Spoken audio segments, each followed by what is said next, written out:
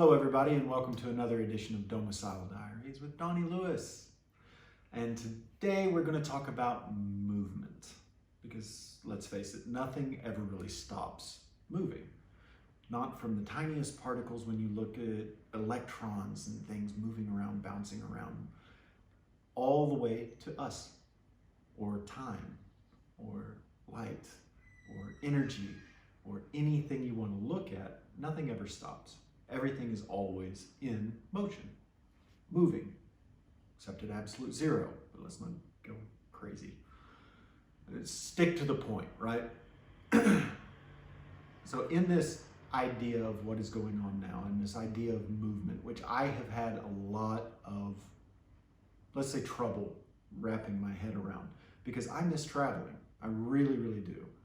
And not being able to travel freely at the drop of a hat, just go, has been a huge change for me, and not a change that I really welcomed. I mean, you deal with it, but it's not something that I really enjoyed. That's one of the things that I love about what I do, and being a model and being able to travel like that and going around and getting all of the different experiences and the cultures and seeing all the people and meeting with all the people and all of that. That's something that I've always really enjoyed, and I do miss that quite a lot. But it doesn't mean that the business stopped.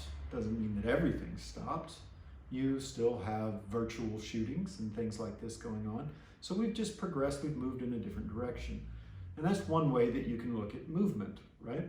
Another way that you can kind of look at movement is that movement that occurs just inside your head, and realizations that you come to and an understanding that you gather. Those things that change you, that help you grow, that's also a type of movement.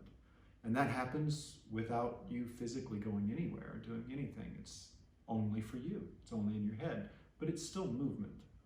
That is how we move. That is how we change. That is how we grow. We can even think of it as, movements that are going on and changing the way people are viewing and learning about and dealing with lots of different, say, social issues or ideas. And then there's also the actual physical movement. It might not be moving from country to country or getting on a plane or traveling by car, but just physically moving your body, making yourself move, getting all of that blood flowing through you, your physical being moving. Those things are important also, and it's another way of looking at movement and how it affects us and what we're dealing with all the time. And it depends from person to person, just like everything else does, how important that is to you or how able you are to do those types of things. Maybe you can sit and meditate for hours and progress in that way.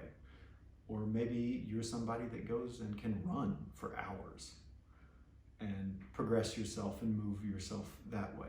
But looking at movement in all of these different ways is really, I don't know, it's helped me come to grips, I guess, personally with not being able to do the things in the same way that I used to, and being okay with it, and knowing that I'm still doing my best and I'm still progressing and I'm still living with the changes that are happening, because nothing ever stops.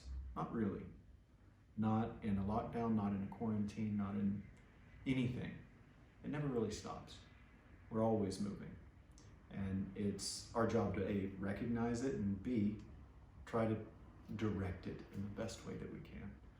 So that's what I'm going to get out there and try to do right now. I hope that you're all well, safe, happy, and I'll talk to you later.